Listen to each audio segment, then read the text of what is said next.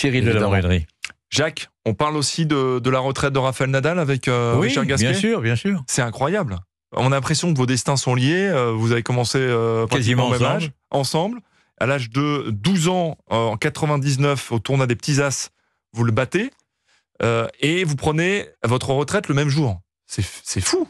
Ouais, l'annonce, en tout cas, le même jour, c'est vrai que non, mais je crois qu'il a lu l'équipe la nuit dernière, qu'il a écouté Europe 1, Nadal. Il a fait non, je peux pas le laisser partir tout seul. Donc je vais partir avec lui. Ouais, écoute, au moins déjà, je l'aurais devancé de quelques heures. Tu vois, au moins j'ai réussi, à gagner un petit peu déjà. Donc c'est déjà pas si mal. Voilà, j'aurais réussi à le battre de quelques heures. Valait mieux d'ailleurs quelques heures avant que quelques heures après, hein, parce que c'est compliqué quand c'est Nadal. Mais en tout cas, bah oui, c'est clair, la probabilité est incroyable d'annoncer le même jour. Je peux pas te dire, je l'ai pas vu depuis 6 mois. Donc je m'attendais pas à ça. C'est vrai que la probabilité était très très faible en tout cas que ça se produise le même jour, et ça a été le cas. C'est vrai que c'est un clin d'œil qui est drôle, quoi. C'est quoi Nadal? C'est quoi, à vos enfants, à vos petits-enfants qui vous disent papa, raconte-nous Nadal, vous faites quoi?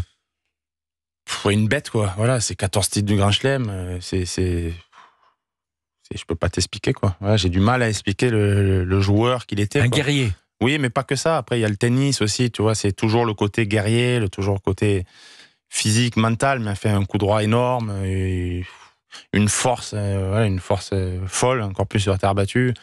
Un rouleau compresseur, quoi. Quand ça partait, ça s'arrêtait jamais. C'était l'intensité, ça pouvait durer 3, 4 heures, 5 heures. La récupération le lendemain, aucun problème. Ça avait Federer, c'est le plus grand joueur de tous les temps. Mais là, le truc d'avoir gagné 14 fois, ça restera quand même, pour moi, un des exploits sportifs les plus énormes, quoi. Et en plus, un gentleman dans la vie. Il n'y a pas que le tennis, il n'y a pas que le cours. Oui, il y a la vie à côté.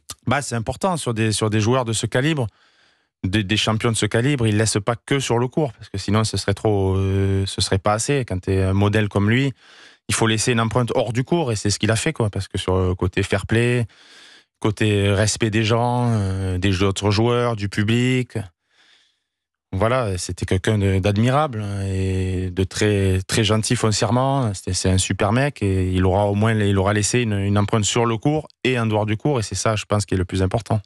Et Djokovic. Cyril de la Morellerie. Parce que vous êtes tombé dans cette génération. Le troisième, c'est Djokovic, 24 grands chelems. C'est vrai que quand on parle tennis avec des passionnés, il y en a qui sont plus Roger Federer, d'autres plus Rafael Nadal. Il y en a peut-être un peu moins des Djokovic. Qu'est-ce que vous en pensez, vous, Richard Gasquet? Après, c'est le tennis, c'est bien d'avoir des débats, des choses comme ça, qui a été le plus grand joueur de tous les temps. Après, il y avait à l'époque, il y avait Borg, il y avait contre Lendl, c'était des oppositions de style. Il y avait Federer contre Djokovic. De temps en temps, tu as envie de dire que c'est Federer le gentil, Djokovic le méchant. Donc je pense que ça fait du bien au sport, ce genre de choses. Mais pour avoir côtoyé un Novak Djokovic sur le circuit, c'est aussi quelqu'un d'admirable et de très sympathique avec les joueurs. C'est quelqu'un d'incroyable aussi. Mais le plus dur à battre, Richard? Ça dépend. Mais après, oui, c'est sûr que Federer, qu'est-ce que tu veux que je te dise? Federer, au niveau beauté gestuelle, c'est impossible de battre Roger Federer. Donc pour moi, qui est un amoureux du tennis, rien ne remplacera Roger Federer, quoi. Au niveau esthétique, tu te disais, mais comment il fait des coups comme ça? C'était incroyable. Après, le plus dur à battre, Nadal à Roland-Garros, c'est quasiment imbattable. Quand tu regardes, il a perdu 2 fois, et encore les 2 fois, c'était un peu blessé.